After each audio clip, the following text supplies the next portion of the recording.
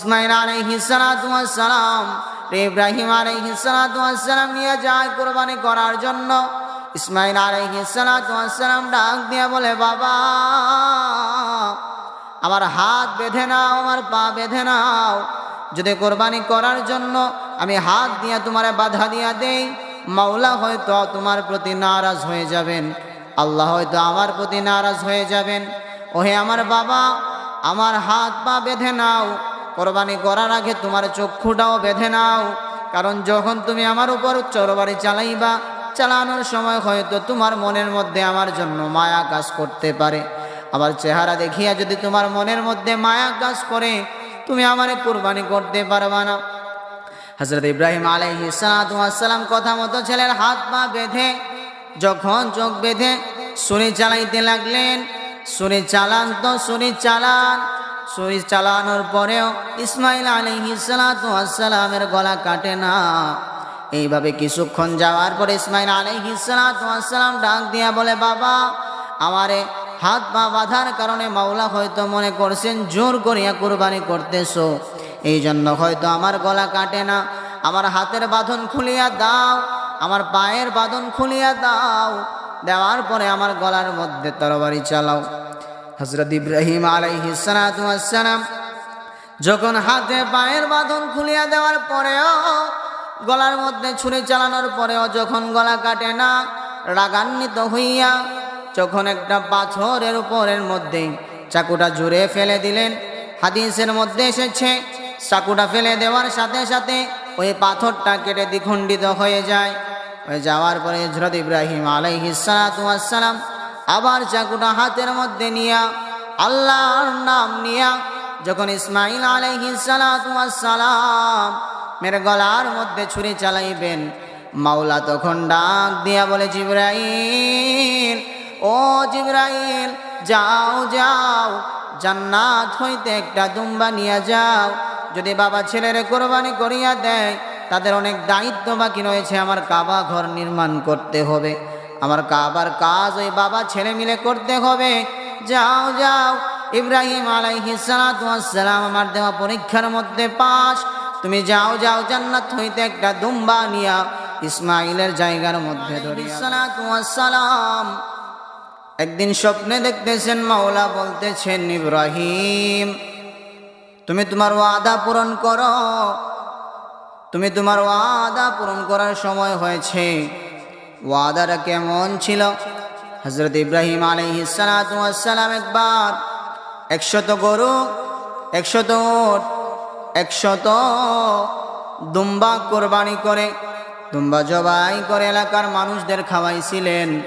খাওয়ানোর সময় এক বৃদ্ধ লোক বলে, ইব্রাহিম এত কিছু কেন তুমি খাওয়াইতেছো গরিবদের, এত কিছু কেন তুমি খাওয়াইতেছো? হযরত ইব্রাহিম আলাইহিস সালাতু ওয়াস সালাম তখন বলেন, মাওলা যদি বলেন আমার সবচাইতে প্রিয় জিনিস আমার রাজত্ব, আমার কলিজাও কুরবানি করে দেওয়ার জন্য, তাহলে আমি মাওলার দরবারে কুরবানি করার জন্য এক কদম পিছুব না। হযরত ইব্রাহিম আলাইহিস সালাতু ওয়াস সালাম এই কথা বলার পরে, স্বপ্নে দেখার পরে হযরত ইব্রাহিম আলাইহিস সালাতু ওয়াস সালামের মনের মধ্যে এই চিন্তা বয়ে যায়, না রে না, আমার সবচাইতে প্রিয় জিনিস কুরবানি করার জন্য মাওলা বলেছেন, তার মানে ইসমাঈল ছাড়া আমার কুরবানি করার আর কিছু নাই। হযরত ইব্রাহিম আলাইহিস সালাতু ওয়াস সালাম এই চিন্তা করিয়া যখন বিবি হাজেরার কাছে গেলেন, হাজেরার কাছে যাওয়ার পরে হাজেরাকে ডাক দিয়া বলে, ওই হাজেরা, আমার ইসমাঈল রে ভালোভাবে সাজাইয়া দেও, আমার ইসমাঈল রে ভালোভাবে তৈয়ার করিয়া দেও। আমার ইসমাঈল রে নিয়া আমি বড় একটা বাড়ির মধ্যে, বড় একটা জায়গার মধ্যে দাওয়াত খেতে যাব।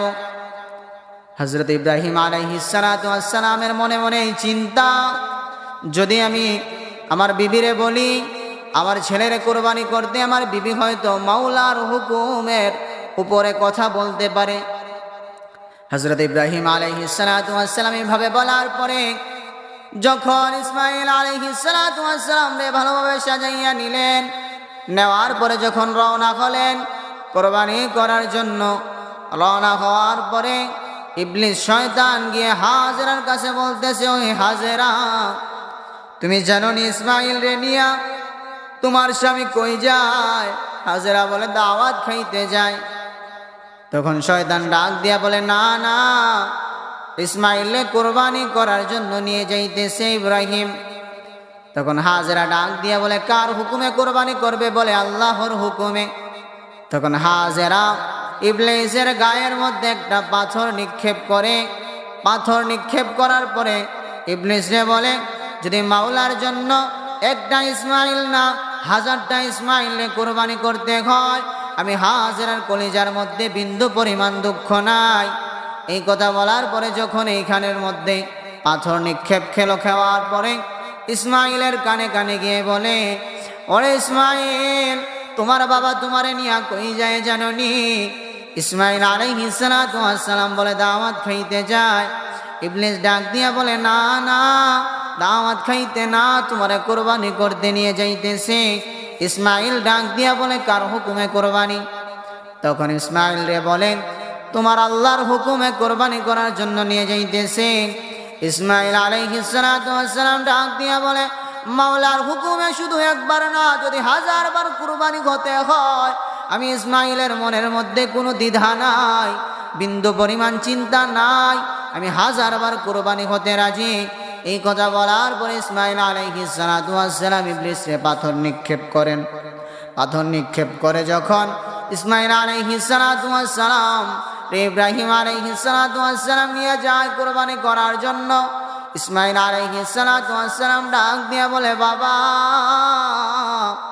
আমার হাত বেঁধে নাও, আমার পা বেঁধে নাও, যদি কোরবানি করার জন্য আমি হাত দিয়া তোমারে বাধা দিয়া দেই, মাওলা হয়তো তোমার প্রতি নারাজ হয়ে যাবেন, আল্লাহ হয়তো আমার প্রতি নারাজ হয়ে যাবেন। ওহে আমার বাবা, আমার হাত পা বেঁধে নাও, কোরবানি করার আগে তোমার চক্ষুটাও বেঁধে নাও, কারণ যখন তুমি আমার উপর তরবারি চালাইবা, চালানোর সময় হয়তো তোমার মনের মধ্যে আমার জন্য মায়া কাজ করতে পারে। আমার চেহারা দেখিয়া যদি তোমার মনের মধ্যে মায়া কাজ করে, তুমি আমারে কোরবানি করতে পারবা না। হযরত ইব্রাহিম আলাইহিস সালাতু ওয়াস সালাম কথা মতো ছেলের হাত পা বেঁধে যখন চোখ বেঁধে ছুরি চালাইতে লাগলেন। ছুরি চালান তো ছুরি চালান, ছুরি চালানোর পরেও ইসমাইল আলাইহিস সালাতু ওয়াস সালামের গলা কাটে না।